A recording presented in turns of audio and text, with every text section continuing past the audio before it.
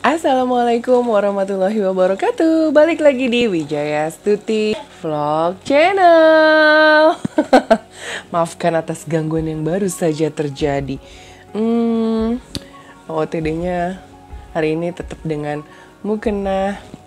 Dan aku mau nge-review film lagi. Sebelum aku nge-review film, please tolong subscribe channel Wijaya Stuti Vlog Channel karena subscribe itu gratis. Nah, kalau kamu pengen kita rajin buat upload konten-konten seru yang tentang bebas lah, apa yang kamu mau kita kasih upload, atau tentang hidup minimalis, atau tentang review film, atau tentang tanaman, boleh share di komennya. Nah, kalau hari ini, aku tadi pagi tuh baru aja nonton film yang judulnya aja dulu deh aku sebutin. Judulnya adalah this one, Everything But a Man. Aduh, Everything But a Man. Ya pokoknya gambarnya kayak gini ya guys. Nah, ini tuh sebel juga sih gue nontonnya gitu. Karena I hope this movie ini tuh bakalan ngomongin tentang ending yang plot twist atau oh ya, I got it gitu. Tapi jadi kayak mikir, iya ini sih sama aja kayak patriarki yang terjadi di Indonesia gitu. Dan waktu aku tonton di IMDb, aku lihat di IMDb film ini ratingnya 5. Jadi castnya itu Monica Calhoun, cowoknya Jimmy Jin, dan aku mau cerita aja deh nih. Jadi ini nyeritain tentang seorang wanita yang dari kulit hitam, dimana kita tahu dong yang namanya orang kulit hitam ini di Amerika tuh kayak suatu ras yang bener-bener di underestimatein banget gitu. Sementara si cewek ini, taruh kok gue jadi lupa namanya. wait, si cewek ini tuh bener-bener yang kayak apa sih namanya, berusaha untuk I am educated woman gitu loh. Jadi gue nggak bisa dibohongin sama lulu pade gitu, yang namanya laki-laki ataupun siapapun, karena gue ini smart gitu, educated woman. Tapi justru si cewek ini tuh kayak mau nggak mau dia sebenarnya tuh kayak yang oke, namanya Vanessa.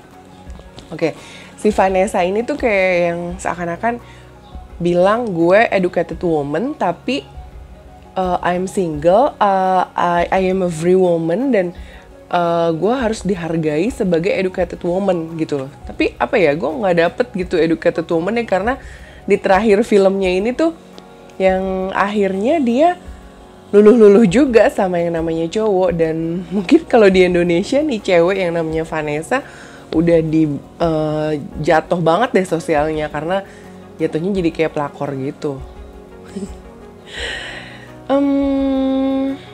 Jujur sih ini film emang banyak adegan 17 tahun ke atasnya. Tapi yang kalau kamu mau nonton ya tolong kasih tau sama anaknya, jangan sampai nonton. Atau kamu boleh nonton sama pasangan buat ngasih lihat apa ya. Tapi intinya sih di film ini tuh dia mau ngasih tahu kalau kesannya tuh ya, sepinter-pinternya cewek akhirnya harus nurut juga sama cowok gitu. Gini deh, gue nggak mau underestimate perempuan ya. Aduh maaf ya kalau ada mobil truk sampah lewat. Aku nggak mau underestimate woman atau gimana. Tapi di sini tuh kayak yang I try to find the positive one gitu ya. Karena nih nyeritain tentang si Vanessa yang single woman dan educated woman, tapi dia akhirnya menikah dengan tukang pompa doang. Dan dia jatuh cinta sampai akhirnya mau nikah sama cowok ini demi supaya bisa bikin green card dan having sex every day gitu kan. Dan dia akhirnya merasa jatuh cinta.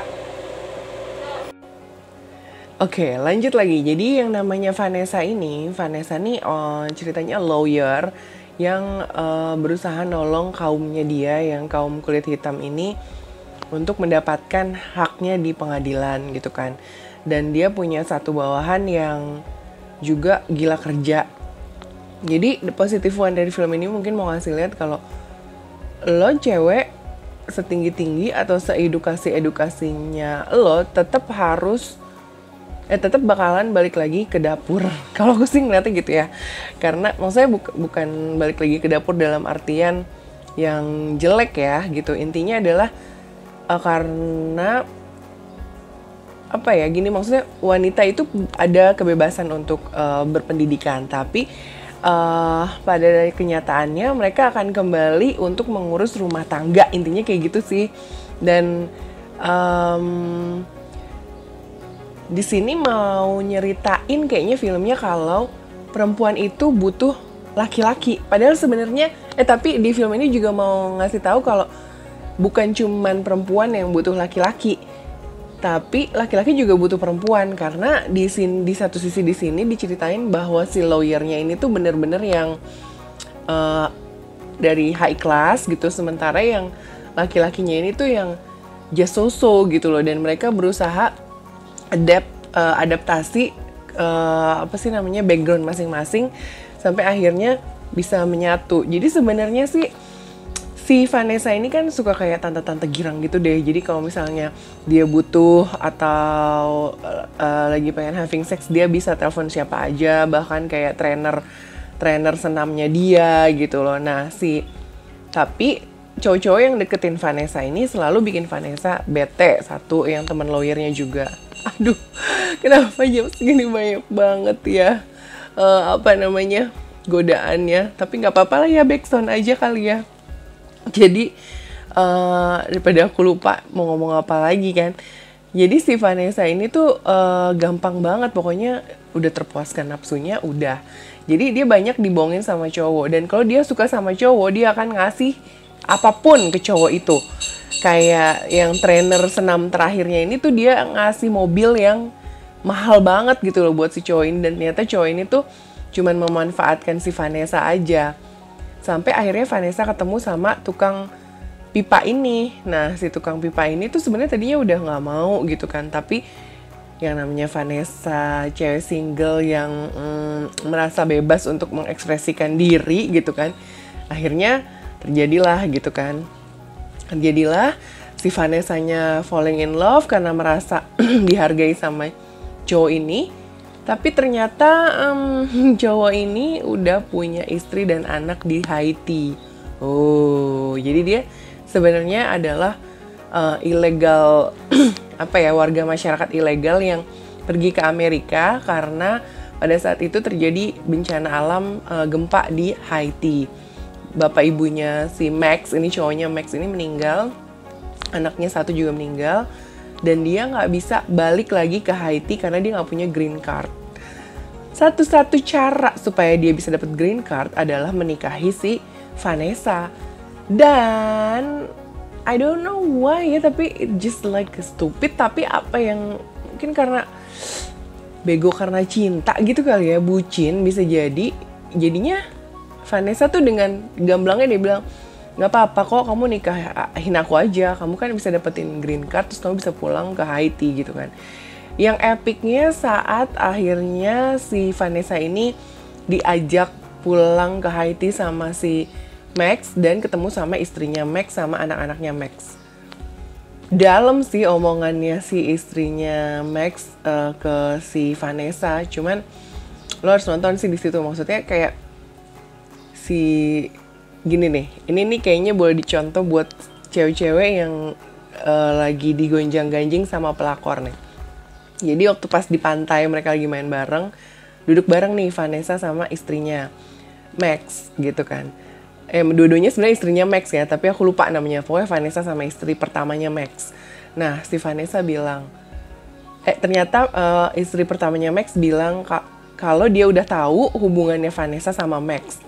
Terus Vanessa bilang, "Are you sure? Kamu yakin gak kenapa-napa dengan hubungan aku sama Max?" kata dia gitu.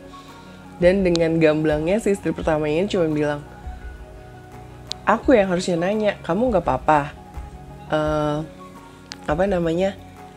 masih mau jadi istrinya Max? Masih mau, kenapa? Aku kan aku berterima kasih malah sama kamu karena karena kamu akhirnya si Max dapat green card dan dia bisa pergi ke Haiti lagi setelah 5 tahun gak ketemu. Aku yang harus tanya, kamu yakin masih mau menjalani ini semua? Karena aku ini adalah istri dan ibu dari anak-anaknya Max. Guilt banget pada saat itu. Barulah si Vanessa tuh ngerasa harga diri gue sebagai educated woman tuh, maksudnya apa ya, jadi sebagai educated woman tuh nggak ada apa-apanya, karena emang tetap dia akhirnya ya nyerah dengan cinta gitu. Akhirnya sih kayaknya Vanessa memutuskan untuk stop menghubungi Max. Terserah Max udah punya green card, Max mau balik lagi ke Amerika silahkan, mau enggak ya udah. Dan pada saat itu kan si Vanessa ini selalu kasih statement ke para cewek supaya udahlah, kerjaan itu adalah hal yang paling penting. Tapi sejak kejadian itu dia selalu bilang sama cewek-cewek, ya udah, pentingin keluarga lo, pentingin suami lo, pentingin calon suami lo. Nah, kalau dari culture yang ada di Indonesia, memang beberapa keluarga lebih mementingkan seperti itu. Jadi memang pada dasarnya bekerja itu kayak apa ya, aktualisasi diri buat seorang wanita untuk diakui kalau gue tuh nggak bego gitu loh, gue tuh smart gitu. Dan supaya apa yang dipelajari selama 4 tahun di bangku kuliah atau dari kecil sampai gede kuliah tapi akhirnya nggak kerja tuh kayak kok bisa sih gitu. Nah, di sini sih kalau gue lihat hampir sama nih si culture-nya Vanessa yang orang Afro-American gitu. Jadi dia berpikir kalau gue tuh udah susah payah loh dapetin ini, dapetin hak untuk bisa belajar, dapetin hak untuk bisa jadi lawyer. Sampai dia lupa untuk bikin keluarga yang harmonis karena dia terlalu hardworking banget gitu loh, dan merasa bisa ngebeli cowok dengan uang, kayaknya kayak gitu. Nah, hampir mirip sebenarnya sih sama di Indonesia. Kalau di Indonesia ini kan cowok itu lebih berkuasa daripada cewek. Apapun pekerjaannya, cewek harus nurut sama cowok. Almost the same with this movie gitu loh. Jadi si Max ini suka dimasakin sama istrinya atau siapapun yang berhubungan sama dia. Menurut dia harus masak, harus jadi ibunya ratunya rumah tangga gitu loh. Sementara si Vanessa ini orang yang semuanya serba harus modern. Kalau bisa pesen ada, kenapa harus cari yang ribet-ribet diolah dulu gitu loh. Nah, ini nih si Vanessa. Sementara istrinya Max tuh enggak ya, dia bener-bener yang masak dulu, semuanya dibersihin, dirapihin. Jadi di sini tuh di film ini kayaknya mau ngasih lihat perbedaan dua macam cewek, yang satu bener-bener ratu rumah tangga banget, yang satu benar-benar carrier gitu kan. Ini kayaknya sih seru banget buat bukan seru buat diperdebatkan sih, tetap semua punya porsinya masing-masing gitu loh. Karena kan ada mungkin yang memang bekerja karena kebutuhan rumah tangganya memang gak cukup kalau cuman satu roda aja yang berputar. Tapi kalau dua roda yang berputar mungkin lebih cukup. Tapi ada juga yang memang dengan satu roda aja itu udah cukup gitu loh. Jadi semua balik lagi ke manajemen waktu, karena biasanya mungkin ada juga yang para suaminya yang tetap menjadikan istrinya ratu rumah tangga walaupun dia bekerja gitu, tapi harus tetap kerjaan rumah tangga harus beres dan lain sebagainya. Itu macam-macam ya sifatnya gitu, balik lagi ke compromise-nya si pasangan gitu loh. Jadi kalau aku lihat dari film ini ya almost related with Indonesian culture gitu loh. Cuman ya miris aja sih akhir filmnya tuh. Jadi kayak yang orang udah hard work, udah berusaha keras untuk menghilangkan stigma di masyarakat, tapi akhirnya tanpa dia sadari karena sebuah cinta ya dia melakukan hal yang masyarakat stigmakan. Sedihnya sih di situ. Jadi kayak kupikir nih film mau ngasih lihat kalau si Vanessa ini bisa ngapus stigma yang ada tentang Afro American, tapi ternyata ya dia walaupun educated woman tetap ngasih lihat kalau ya inilah Afro American yang apa sih, walaupun well educated tapi tetap harus nurut sama suaminya, harus jadi ratu rumah tangga kayak gitu. Oke, thank you dulu, reviewnya segini dulu. See you when I see you. Sampai ketemu di postingan selanjutnya. Please subscribe biar kita semangat. Terus kira-kira kita upload apa lagi ya di YouTube ini. See you when I see you and bye-bye.